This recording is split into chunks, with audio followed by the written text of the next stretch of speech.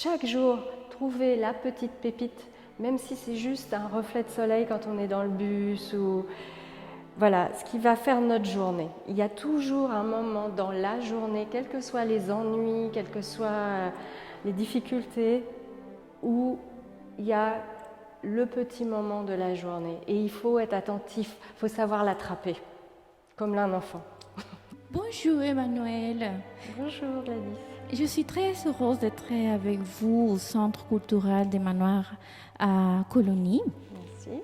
Vous êtes une artiste plasticien et aussi spécialiste de cinéma expérimental, et scénariste et réalisatrice. Pourquoi vous avez appelé à votre exposition Les ciels de ma mémoire?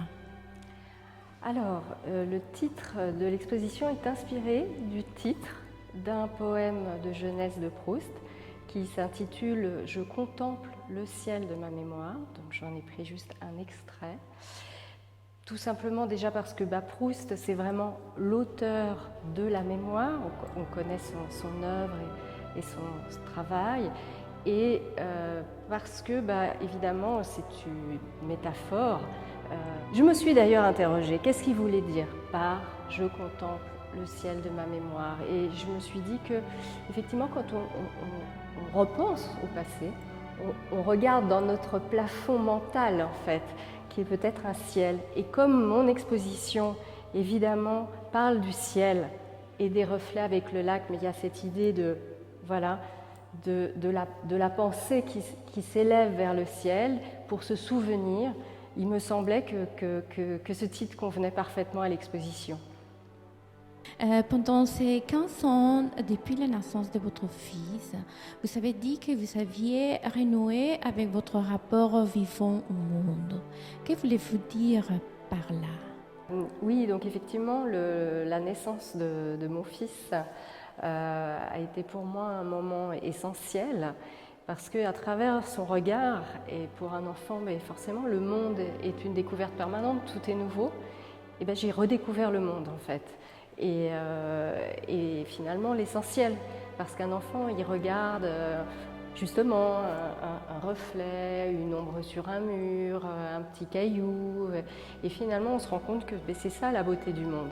La beauté du monde, elle est dans le quotidien, elle est dans les petits détails. Et effectivement, la naissance de mon enfant m'a permis de renouer avec cette poésie du monde. Vous transmettez beaucoup d'émotions avec tous ces messages dans vos cartes.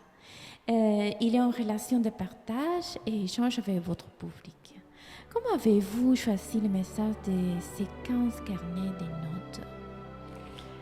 Alors effectivement, je me suis attaquée, on va dire, aux 15 carnets et j'avais l'idée de faire ces vitrines.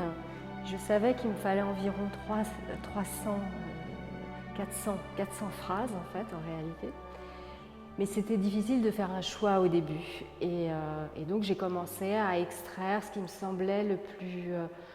selon 3 axes, qui étaient ma relation avec mon fils dans ce lieu, qui est le lac à Colonie, la beauté de la nature, et puis des réflexions, des remarques sur le quotidien, ce qui me semblait relever d'une forme de réflexion poétique et philosophique. Voilà, toute prétention gardée. Et puis au fil du temps, en fait, je me suis retrouvée avec presque 4000 phrases. Donc je me suis dit, il faut que j'en fasse un livre. Donc voilà, donc en fait, ça s'est fait comme ça. C'est-à-dire, il a fallu que je saute dans mon passé. C'était très intéressant. C'était à la fois émouvant, fort et beau en même temps. Le ciel, le lac et les galets. Et déjà le ciel, Kant dit une chose très intéressante quand il parle de l'esthétique. Il dit on est bien en peine de définir le beau. Mais tout le monde va s'accorder pour dire que le ciel est beau. C'est très difficile de définir la beauté, mais quand on regarde le ciel, tout le monde ne peut dire que c'est beau, que c'est beau. Et donc effectivement pour moi le ciel c'est ça, c'est quel que soit l'endroit, il y a toujours cette beauté naturelle qui est lointaine, qui a fait fantasmer les hommes, qui a inspiré à Verlaine, quand il était en prison, le ciel par-dessus le toit, parce que c'était peut-être le seul espace effectivement beau qu'il pouvait voir dans sa vie à ce moment-là. Et donc voilà, le ciel c'est ça, et le lac, l'eau, c'est aussi c'est le reflet, c'est ce jeu magique en fait, et éternel et éternellement changeant, qui nous offre tous les jours quelque chose de nouveau. Et puis, avec les galets, ce sont 3 éléments éternels qui, au-delà de nos petites vies, qui sont de passage. Le ciel, on a l'impression qu'il y a une éternité du ciel, l'eau, une forme d'éternité également. Et les galets, c'est aussi un repère temporel, c'est-à-dire le galet résulte, sa forme va résulter du mouvement, de ce va-et-vient qui nous dépasse aussi. Un galet, ça prend, je ne sais pas depuis combien de temps ils sont là, ces galets, depuis combien de temps ça leur a pris pour trouver cette forme que maintenant j'ai immobilisée ici dans les vitrines. Je les ai sortis du lac, ils ont arrêté leur vie de galet dans le lac pour prendre une autre vie. Voilà, c'est ça, je pense. C'est ce rapport au temps et à la beauté. Racontez-nous votre film. Alors, ce film s'est construit à partir de 2 éléments principaux. Les sources d'archives, qui sont des petits films que j'ai pris au fil du temps et de l'enfance de mon fils, et que je ne pensais pas forcément utiliser. Voilà. Et puis, il y a ce moment que j'ai voulu partager avec lui. Je lui ai dit, voilà, viens avec moi, on va aller au bord du lac. Et puis, comme depuis tout petit, je lui avais dit, tu sais, un jour, tu vas avoir la main plus grande que moi. Et ce jour-là, c'est que tu seras grand.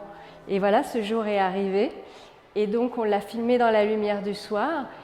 Et finalement, je me suis dit que ce qu'on se disait hors champ, c'est-à-dire ce qui ne devait pas forcément être dans le film, c'était ce qu'il y avait de plus juste, de plus juste sur nous, notre rapport. Voilà. Et donc j'aime bien prendre aussi les à côté.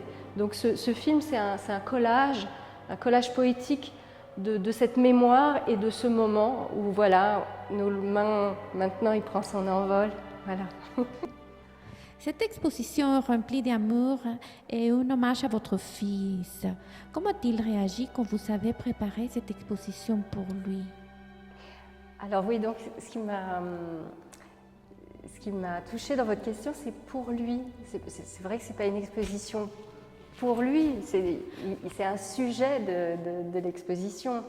Et ça m'a fait penser à ces peintres en fait, qui ont fait le portrait de leurs enfants, comme Picasso, Renoir, et qu'on voit aujourd'hui dans les musées, et qui sont à la fois des témoignages de leur vie intime, mais aussi qui deviennent des œuvres à part entière, et c'est un regard sur l'enfance en fait.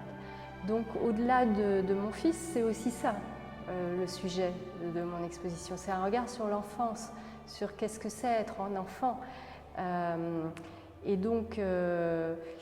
lui, je crois qu'il a, voilà, sa maman est artiste, et ça fait partie de son quotidien. Il n'y a pas de frontières en fait dans notre vie.